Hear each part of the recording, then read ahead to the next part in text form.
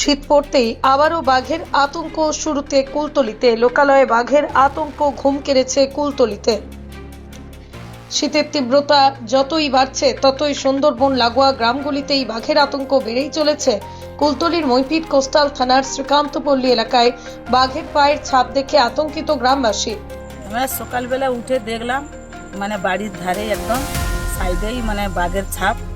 তো ওই বাঘের ছাপ দেখতে দেখতে আমরা আরও আশপাশে দেখলাম আর একজনদের বাড়ির উঠোনে একদম চলে গেছে আমাদের পাশের বাড়ি।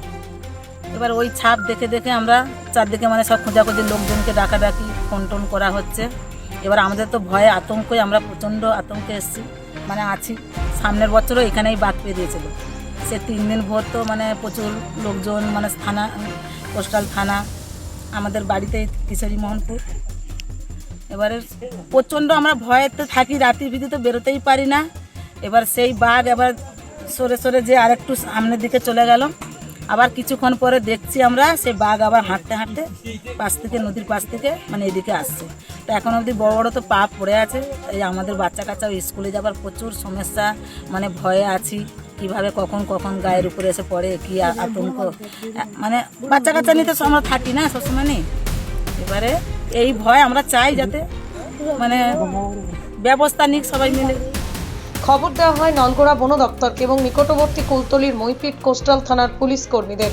বাঘের পায়ের ছাপ দেখা এলাকাগুলিতে বনকর্মীরা এবং মইপিট কোস্টাল থানার আধিকারিকরা। স্থানীয় মানুষরা আতঙ্কে আছেন। পুরনো সেই স্মৃতি, 3 দিন ধরেই বাঘে মানুষের লুকোচুরির ঘটনা তাদের জানা। এলাকাবাসীদের আশ্বস্ত করতে মইপিট কোস্টাল থানার পুলিশ যেমন সাথে নলগোড়া বিটের একাধিক বনকর্মীরা কুইক রেসপন্স টিমের সদস্যদেরকে দেখা গেল তারা গ্রাম সংলগ্ন জঙ্গল তন্ন তন্ন করে বাঘের পাক মার্ক দেখছেন। তারা যখন গরু টরু ছাগল টাগল বার করে যখন রাস্তায় দেখি তখন উঠে দেখি বাবুর একদম মানে গইলের ধারে চলে গেছে, ঘরের সামনে চলে গেছে। আর 2 দিন পরে তো মাধ্যমিকের ছেলে মেয়েদের মাধ্যমিক পরীক্ষা রাত 12টার সময় কি 11টার সময় পড়ে আসতেছে কি কেউ তো পথে মানে আমরাও তো নিজেরাও বাড়িতে পারছি না, বাচ্চারা কি বাড়াবে। বাবু মানে আমরা বাঘ, বাবু মানে বাঘ, আমরা বাবু বলি, বাঘকে বাবু বলি। কি আপনার বাড়ি দরজার কাছে এসছে? হ্যাঁ, দরজার কাছে এসছে তো।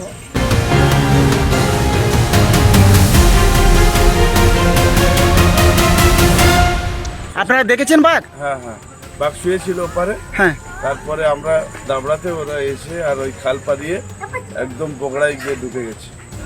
এই জঙ্গলের মধ্যেই আছে আপনার বাড়ির পাশে? কিশোরী মোহনপুর শ্মশানের কাছে জঙ্গলের মধ্যে আছে। আপনার বাড়ির পাশে? হ্যাঁ, আমার বাড়ির পাশে। কি নাম আপনার? দশরথ দাস। আপনারা কোথায় গিয়েছিলেন? লাঠি বাঘের ডিউটি দিচ্ছিলাম।